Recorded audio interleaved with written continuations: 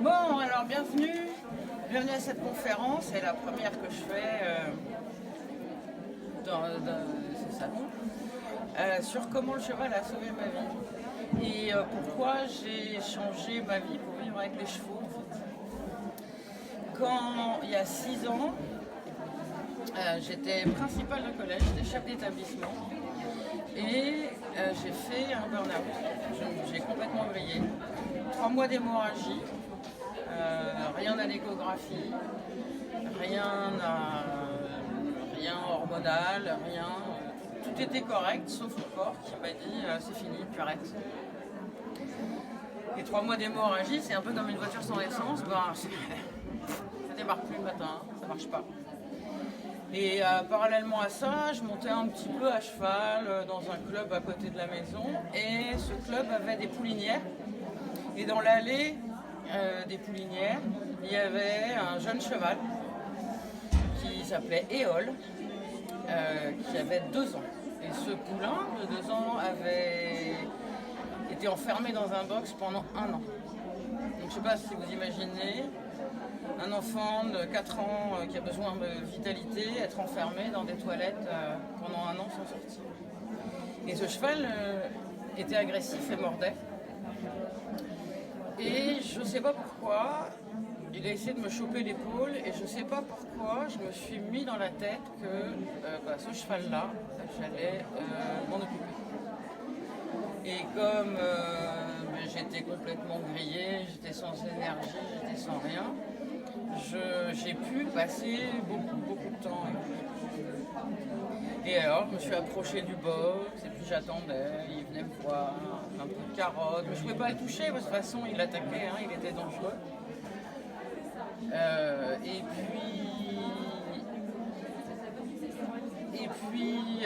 Donc je m'en suis occupée de plus en plus, jusqu'à lui apprendre à mettre un licol, donner un petit peu les pieds, et surtout le lâcher dans le manège pour qu'il puisse galoper, courir, parce que ça a du jus quand même, un animal de cet âge-là.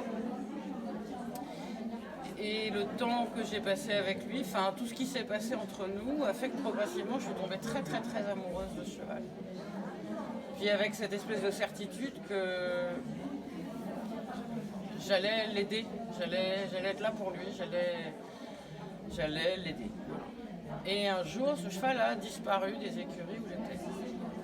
Et on m'a dit, il est à Condécourt, à côté, dans un pré, il faut le chercher. Et alors me voilà, comme une mère ayant perdu sa marmaille, avec ma petite Mini dans les champs, à chercher ce cheval partout. Et au bout de 4 heures, dans les champs, en haut d'une colline, je vois mon Éole, et je hurle « Bono !» Et alors il vient au grand galop, et pose sa tête sur mon cou, et là, dort pendant 1 heure. C'est lourd en fait d'être un cheval. Et c'était l'amour, les retrouvailles. Et donc je me dis super, au pré, c'est encore plus grand qu'aux écuries, là au moins il est libre, il peut galoper, il était avec son petit frère qui s'appelait Fairway. Et je suis allée les voir tous les jours. Et j'y ai passé des heures et des heures. J'étais amoureuse. Et c'était réciproque. C'est ce que j'arrivais, je disais boudou, et là, ça faisait un grand galop. J'ai jamais vécu ça avec aucun autre être que ce cheval-là. Et un jour, je vais au pré et j'appelle et il se passe rien. Je rentre dans le pré, je cherche, j'appelle. Plus un cheval, personne. Non, c'est le drame. C'est le drame dans ma vie, je comprends pas. Je retourne aux écuries du village d'où venait Éole et je me dis mais qu'est-ce qui s'est passé On me dit il a été retourné, il est à l'Isle-Adam, le propriétaire et le naisseur ont voulu le castrer, donc ils ont emmené les chevaux, les 3 qu'il y avait, et voilà. Bon. Éole revient quelques mois plus tard, 2-3 mois après, et je ne reconnais pas ce cheval. Je sais que c'est lui, Et lui, il sait que c'est moi. Mais il est méfiant, il a peur, il est sur l'œil comme ça, il s'inquiète dès que je bouge. Et je comprends qu'il a certainement été battu, malmené et castré. Voilà, c'est le jeu aussi, hein, mais bon.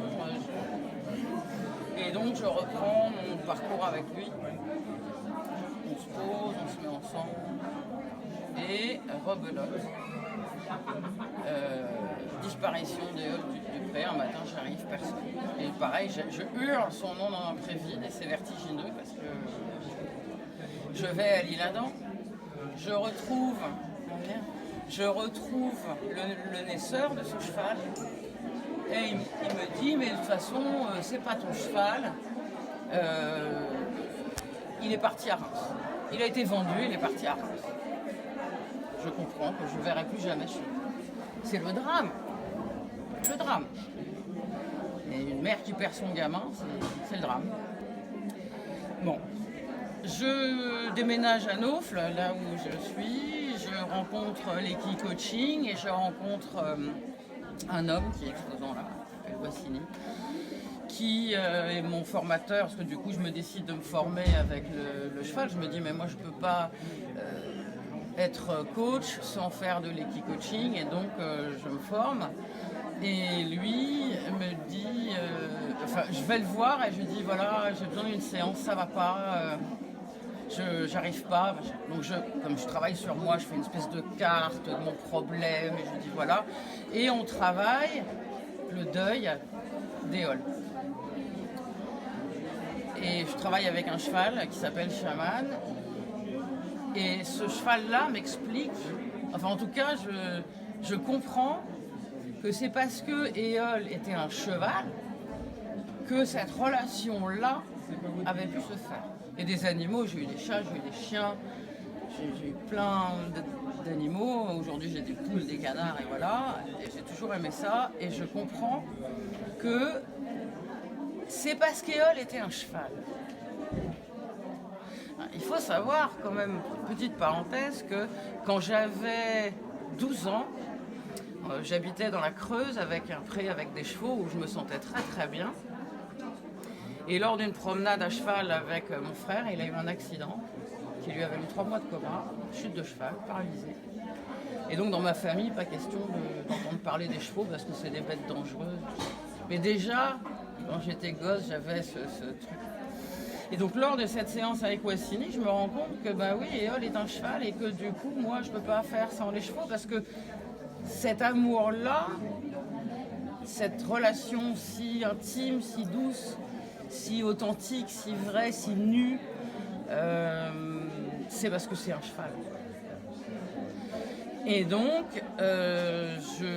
Wassini me dit, après la séance qui m'a beaucoup bouleversée, où j'ai pleuré, je n'étais pas en état de reprendre ma voiture, me dit viens faire le crottin avec moi dans les prés. Alors oui, les crottins, voilà. Il m'a dit si tu m'aides, moi je t'apprends le cheval. Et donc là, j'ai fini de comprendre comment et pourquoi le cheval. J'ai pas fini de comprendre, j'ai commencé vraiment à comprendre pourquoi le cheval c'était ma vie et que cette relation-là, eh ben, aucun autre être de ma vie me l'avait jamais apporté et que c'était ça que je voulais vivre. Et donc j'ai travaillé dans cet endroit, j'ai ramassé les crottins, j'ai vécu avec un troupeau pendant 3 ans. Et ça a été super parce que j'ai senti que les chevaux savaient nous lire et j'ai pu vraiment approfondir ma compréhension du cheval et la manière dont un cheval vous appréhende, la manière dont un cheval vous lit, la manière dont un cheval réagit à ce qu'il lit de vous. Et puis à ce moment-là, j'accompagnais une personne âgée qui était ma prof de piano de quand j'étais petite. Et c'était sa fin de vie et je l'ai accompagnée jusqu'à la fin. Et un jour, on travaillait à ramasser les crottins. Je reçois un appel de l'hôpital qui me dit voilà, Françoise, cette femme, a eu quelque chose de grave. On vous attend aux urgences, je pars. Voilà. Et bon, je comprends qu'elle va mourir, que voilà, c'est une question de jours. Elle a un truc dans le cerveau qui a claqué, ça marche plus. Elle est plus consciente, ou en tout cas si elle est enfermée dans son corps tellement fort qu'elle peut plus rien dire, elle peut plus bouger. Bon, je savais, j'accompagne. Le lendemain, je vais travailler. Les 10 chevaux qu'il y avait là étaient à la barrière de la carrière. Il y avait des barrières, quoi. Et ils étaient tous là. Et je me sens entourée, comme si j'en avais 10 qui me disaient « Mais nous, maintenant aussi, on est là pour toi. On est là pour toi. » C'est quand même quelque chose de beau de sentir que 10 chevaux, et alors en ordre militaire, enfin c'était, j'aurais une photo, je vous la montrerai parce qu'ils étaient tous tac, tac, tac, comme ça, il y en avait 10. Et ça me disait, je ressentais très fort mais on est là pour toi. Françoise est morte une dizaine de jours après, enfin voilà, j'ai continué à travailler, et là encore, je me suis ressentie